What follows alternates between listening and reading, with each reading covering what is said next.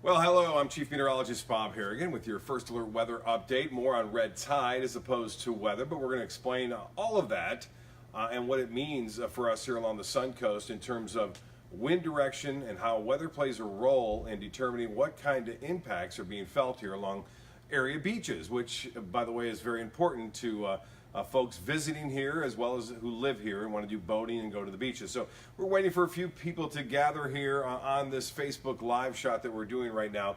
We're getting ready and set for our news coming up at 4 o'clock too. You want to tune into that. We have some interesting stories going on as well with the red tide. But once again, this is a little briefing on our red tide situation. I did have an opportunity to talk to some people today who were out on Anna Maria Island, who were there rather early in the morning. And again, I noticed a strong easterly wind, so I was hoping that most of the impacts of that red tide were being blown offshore.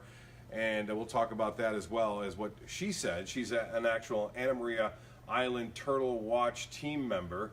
She goes out there every morning, has her little section that she checks, and pretty fascinating that she did actually give me a connection to get some video of a turtle that was being actually launching some eggs and then heading back to sea. So real quickly now, we got some people on board to ask your questions as well. We do have a website, mysuncoast.com, that does have a whole page dedicated to this red tide outbreak of 2018. You want to visit that. Again, that's mysuncoast.com. Let's get to the weather aspect of it. Today, red tide reports not as bad as it has been. In fact, yesterday things started to improve out on Siesta Key as a result of a stronger easterly wind flow. Whenever we get east winds, it keeps the harmful impacts of that aerosolized red tide, which can happen when the surf is high and the surf is rather high. It can actually blow that into the coastline and into the beaches, causing you to have sneezing problems, coughing problems, eyes watering, all sorts of good things, right, when it comes to red tide. So the setup right now is high pressure off the coast of the Carolinas is continuing to bring us this easterly wind flow. And this easterly wind flow is going to stick around for a little while. We are going to see that east wind for tonight and tomorrow. But then things change. Unfortunately, things are going to change around. Now, hopefully a lot of that red tide is weakening and diminishing. I know that I spoke to a lady who was part of the Turtle Watch program out on Anna Maria, and she said there was no ill effects as she was walking up and down the beach on Anna Maria Island with the red tide. And that was mainly due to that strong easterly wind flow that we had this morning at around 10 to 15 miles an hour. Now that high pressure ridge, unfortunately, is going to slip down to the south.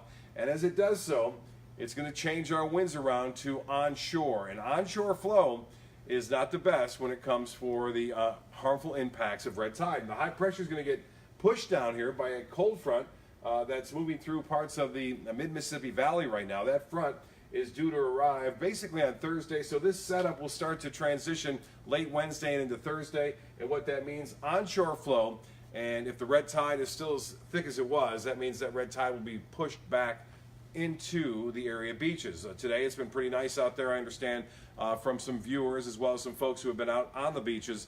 Not nearly as bad as it has been in Manatee County. Well, the winds of change will happen by Thursday. We'll get more of a west to southwesterly wind flow, and that means it could get bad again for beachgoers as a result of that. But for Tuesday night, it's going to be basically out of the southeast. That keeps everything offshore, keeps the wave heights down too, because those wave heights, as it goes through the red tide, causes that red tide effect, in fact, to aerosolize and move back toward the coast. But with an east wind, we are going to see less of that happening. So it will be better news for area beaches up and down the coast. Again, offshore winds on Wednesday, which is good. Transition day is on Thursday. And then west to southwest winds through the weekend. So this is not just a single day event. We're going to see that west to southwesterly wind continue on in through the weekend. Hopefully that red tide is diminished. Now, I talked to a gentleman who actually measures the red tide for Mote Marine. He is a volunteer scientist. And he said over the weekend, I think on Friday, that the counts per million, cells per million, or per liter, were up to 18 million, something I've never heard before. But that was Friday. We're waiting for those results. They'll come in again on Wednesday with the midweek report. You'll be able to see that on our website.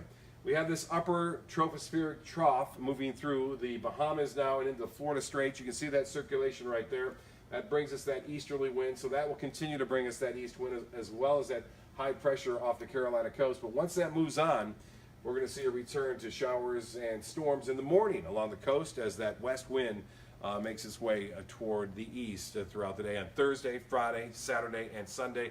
Midweek report comes out again on Wednesday, and then the full report comes out on Friday. And you can find out all that information by going to our website at mysuncoast.com and clicking on the special section called Red Tide. Thanks for joining us. I'll see you at 4, 5, 6, 7, and 11.